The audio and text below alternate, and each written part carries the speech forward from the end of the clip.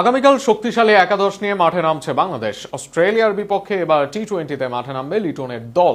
ওপেনিংয়ে ফিরতে পারেন ইমন, আর ফিনিশিংয়ে ফিরবেন শামীম হোসেন পাটোয়ারি। ফিজের সাথে নাহিদ, শরীফুল হতে পারেন পেস অ্যাটাকের। এই ম্যাচে বাংলাদেশের সম্ভাব্য একাদশ নিয়ে থাকছে প্রতিবেদন।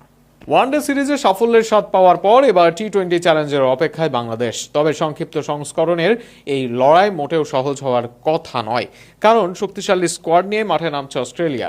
Mitchell Marsh, Tim David, Aaron হার্ডির মতো শক্তিশালী ক্রিকেটারদের উপস্থিতিতে ব্যাটিং বিভাগে যথেষ্ট গভীরতা রয়েছে সফরকারীদের। তাই ঘরের মাঠের সুবিধা কাজে লাগাতে হলে বাংলাদেশকেও নামাতে হবে নিজেদের সেরা একাদশ। ব্যাটিং ও স্পিন বিভাগে কয়েকটি জায়গা নিয়ে এখনও রয়েছে আলোচনা, বিশেষ করে ওপেনিং জুটি, মিডল অর্ডারের ভারসাম্য এবং অতিরিক্ত স্পিনার নেওয়া হবে কিনা তা নিয়ে টিম ম্যানেজমেন্টকে সিদ্ধান্ত নিতে হবে ম্যাচের আগেই। ওপেনিংয়ে তানজিদ হাসান তামিমের জায়গা প্রায় নিশ্চিত। ওয়ানডেতে বড় রান না পেলেও টি-20-তে নিজের সামর্থ্য প্রমাণের সুযোগ থাকবে তার সামনে। তার সঙ্গী হিসেবে দেখা যেতে পারে সাইফ হাসানকে। এই জুটির কেউ একজন বড় ইনিংস খেলতে পারলে বাংলাদেশের জন্য শক্ত ভিত্তি তৈরি হবে। অধিনায়ক লিটন দাসকে দেখা যেতে পারে 3 নম্বরে। 4 নম্বরে জায়গা পেতে পারেন পারভেজ হোসেন ইমন। তবে সাইফকে 4 আর ইমনকে ওপেনিংয়ে খেলালেও আশ্চর্য হবার কিছুই থাকবে না।